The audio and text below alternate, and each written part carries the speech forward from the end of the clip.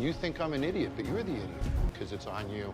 Because your ego will destroy anything. Well, go back to the airport and fly the out of here. 6 of the most wild bar rescue owners in show history. Before we start, I'd like you to hit that red subscribe button so that you never miss out on any of our videos. Hey guys, what's up? Welcome back to Film Discover. Let's talk about some of the wild bar rescue owners that were seen on the show. I know when I see it.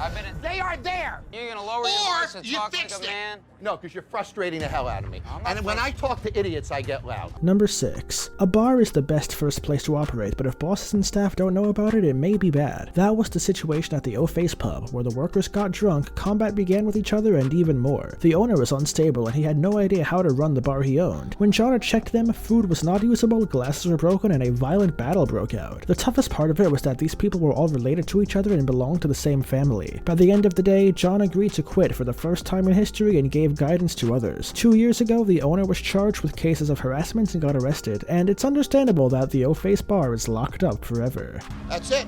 We couldn't train, and now we're paying the price. Finish up your drinks and call it a night. This place is freaking closed.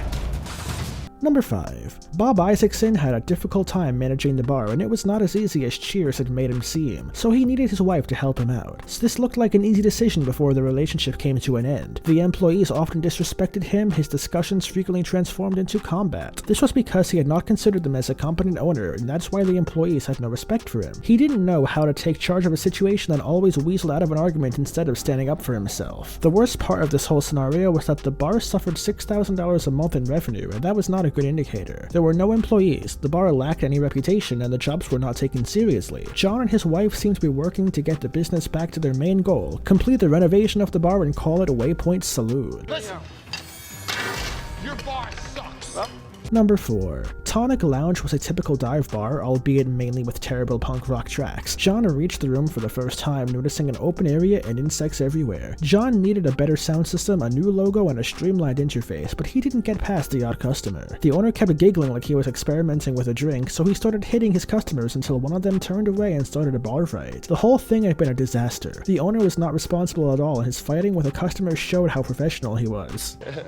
Talk to me. But Say something.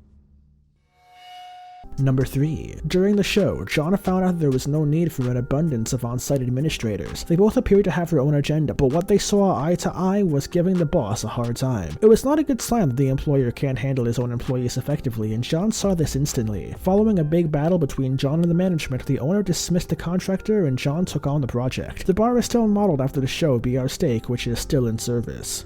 You like it? There you go, man. Right where it belongs. On you.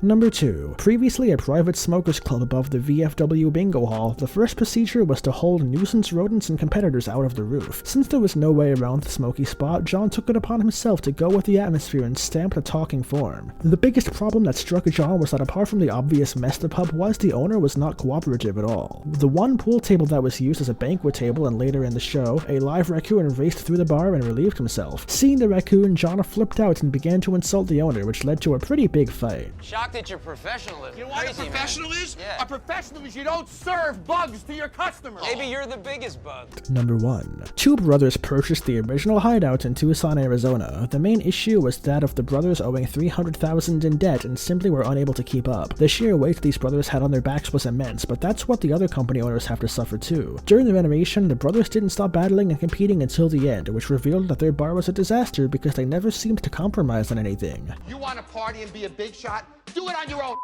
money, not his. I would like myself to you. Get your alcohol breath out of my face. This brings us to the end of our video. I hope you enjoyed it. Hit like if you did, and don't forget to subscribe to our channel so that you can stay up to date on all our future videos. Also, watch the 2 videos that are currently on your screen because I'm sure you'll love them. And with that, I'll see you in the next video.